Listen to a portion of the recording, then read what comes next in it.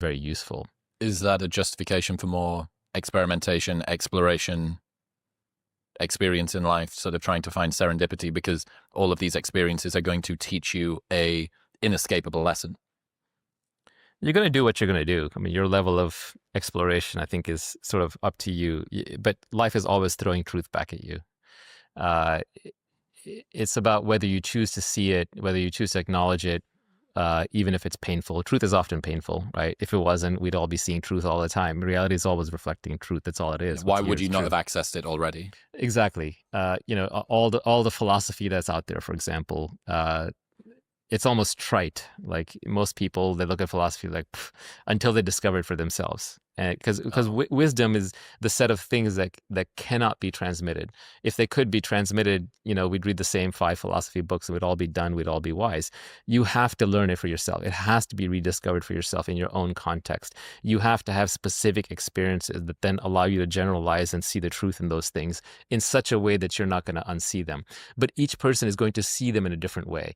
I can tell you that Socrates story, and it's not going to resonate until there's something that other people desire that you realize you yourself don't want. And the moment that happens, then you'll see the truth in the general statement. I want to just read you a 2-minute essay that I wrote a couple of weeks ago. It's called Unteachable Lessons. Okay. I've been thinking about a special category of lesson, one which you cannot discover without experiencing it firsthand. There is a certain subset of advice that for some reason we all refuse to learn through instruction. These are unteachable lessons. No matter how arduous or costly or effortful it is going to be for us to find out ourselves, we prefer to disregard the mountains of warnings from our elders, songs, literature, historical catastrophes, public scandals, and instead think some version of, yeah, that might be true for them, but not for me. We decide to learn the hard lessons the hard way, over and over again. Unfortunately, they all seem to be the big things, too. It's never new insights about how to put up level shelves or charmingly introduce yourself at a cocktail party.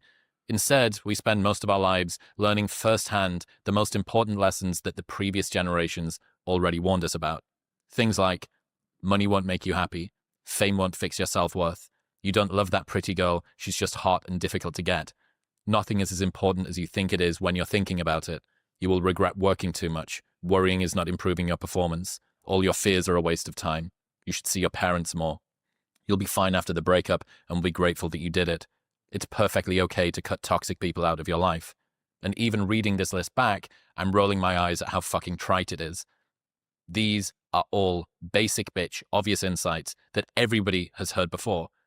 But if they're so basic, why does everyone so reliably fall prey to them throughout our lives? And if they're so obvious, why do people who have recently become famous or wealthy or lost a parent or gone through a breakup start to proclaim these facts with the renewed grandiose ceremony of someone who's just gone through religious revelation? It's also a very contentious list of points to say on the internet. If you interview a billionaire who says that all of his money didn't make him happy, or a movie star who said that her fame felt like a prison, the internet will tear them apart for being ungrateful and out of touch. So not only do we refuse to learn these lessons, we even refuse to hear the message from those warning us about them. And even more than that, I think for every one of these, if I consider a bit deeper, I can recall a time, including right now, where I convinced myself that I am the exception to the rule, that my particular mental makeup or life situation or historical wounds or dreams for the future render me immune to these lessons being applicable. No, my inner landscape would be salved by skirting around the most well-known wisdom of the ages. No, I can thread this needle properly. Watch me dance through the minefield and avoid all of the tripwires that everyone else kicks. And then you kick one. And you share a knowing look, the kind that can only occur between two people who've been hurt in the exact same way, and a voice in the back of your mind will say, I told you so. That's unteachable lesson. It's a good essay. I think one of the reasons why these lessons are unteachable is because they're too broad. They have to be applied in context. A number of the ones that you laid out contradict each other, like spend more time with your parents and, don't work so hard. But, at the same time, you do want to be successful, right? I think a lot of these lessons come from down on high, from, as you said, like the famous movie star or the billionaire saying, "Oh, you don't need money to be happy." It's like, well, okay, then give it up, bitch, right? So in reality, I think many of these contradict each other. And it's like if you went to school and you just studied philosophy for 4 years, you would not know how to live life because you wouldn't know which philosophical doctrine to apply in which circumstance. You have to actually live life, go through all of the issues to figure out what it is that you want, what's the context in which some of these things apply and some of them don't. Yes, you want to visit your parents more often, but you don't want to live with your parents and you don't want to necessarily see them every day or every weekend, depending on the parent. You might not get along with one of them. So I think it is highly contextual. That said, I would argue that once you figure it out for yourself, you can kind of carve these variations on these maxims that apply to you. And then you'll have a specific experience that helps you remember it and actually execute on it. And you can also phrase it in a way where it's not trite anymore. So like It's personal. Yeah, so a lot of my maxims and notes to self are carved in a way that they're modernized. They're saying something true, which might be trite if I didn't say it in a new way or in an interesting way that is more relevant to me today. There was a Nobel Prize winner who said something to the effect of, everything worth saying may have been said before, but given that nobody was listening, it must be said again. Yeah, it has to be said again, has to be recontextualized for the modern age. Things do change. Technology changes things. Culture changes. People change. On that, I've heard you say, you talk about the difference between seeming wise and being wise, that you tried to appear smart as a kid by sort of Still do. rote memorization, masquerading as insight and wisdom. And I certainly feel that, a lot of the show for me, I think was and still is a redemption arc from this, decade of my life where I completely suppressed any intellectual curiosity. It's like, okay, I'll be a professional party boy for 10 years, stand on the front door of a nightclub and give out VIP wristbands and have access to all of the pretty girls or, the cool parties or whatever it might be. Seems like it worked out okay. It did in some ways, but I mean, and it's you not had fun. it was, look, it was a good way to spend my 20s, but to sort of come back above, put your head above water, 2 degrees, one of which was a master's, and then this just shut down any of that learning. I mean, I did that while I was at uni. While I was at uni, I was running the events. So it was actually a decade and a half. I think there was a big redemption arc within this show, and I constantly have to kind of wipe the slime off me of this sense that I need to prove myself. And so much of it's why it really resonates with me. When you're memorizing things, it indicates that you don't understand them, or that sort of, rote memorization and regurgitation masquerading as wisdom. Because people use fluency as a proxy for truthfulness and insight. They use the complexity of your language and your communication. Yeah, there's a lot of jargon out there. I think it's the mark of a charlatan to explain a simple thing in a complex way. And so when you see people using very complicated language to explain simple things, they're either trying to impress you and obfuscate, or they don't understand it themselves. But there's an allure in that, though. This was one of the things I had to do when I went to therapy. It's kind of an interesting, I don't think I've talked about this before. I needed to turn off podcast Chris when I stepped into therapy, because most of the time that I spend one-on-one in a deep conversation that's undistracted throughout the week, I'd trained myself over, when I started doing it, 700 episodes, now 900 and whatever. And I knew what I could do to say to this therapist to just sort of veer off a little and create some nice story, put a bow on it, push it across the table and watch her eyes light up a little bit, like a little grin or a self-deprecating joke or whatever. I'm like, you're not here. You're performing. You're doing this. You're doing the Chris Williamson thing with the sort of jazz hands. So I have my own version. Okay, tell me. Okay, so you have podcast Chris. I have podcast guest Naval. Right? Precisely. So very often I'll think of something. I'll have what I think is an insight, and I want to tweet it or write it down. But in my mind, I'm talking about it on a podcast. That's kind of how my mind registers it. And for a while, I thought this was a bad thing, and I tried to eradicate podcast Naval. And then I just realized that's just how it comes out. So I might as well just be okay with it. Now, do you know the reason I'm on this podcast? No. I haven't done a proper formal interview, straight up top, 10, 20 podcasts in a long time. Since Rogan, maybe? Probably since Rogan. Yep. Yeah, I went out at the top, right? That was the theory. Yeah, well, it's still at the top. Yeah, I know. And then, I've done some stuff with Tim Ferriss, a good friend, but that's been more co-hosting. I haven't been a guest.